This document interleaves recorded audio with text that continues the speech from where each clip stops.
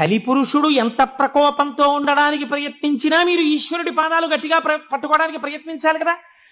దానికి ప్రస్థానత్రయ భాష్యంతో మొదలుపెట్టి ఈశ్వరుణ్ణి స్తోత్రం చెయ్యడం వరకు, ఆకాశం నుంచి పాతాళం వరకు సమస్త వాంగ్మయాన్ని జ్ఞానబోధ తప్ప ఇంకొక ప్రయత్నం కాని పని కాని పెట్టుకోకుండా 32 జీవితంలో షణ్మత స్థాపనాచార్యులై శృతి ప్రమాణాన్ని నిలబెట్టి అందరి దేవతల మీద స్తోత్రాలు చెప్పి శివానందలహరి, సౌందర్యలహరి, బ్రహ్మసూత్ర భాష్యం ఎన్ని చేశారండి మహానుభావుడు శంకరాచార్యులు వారు.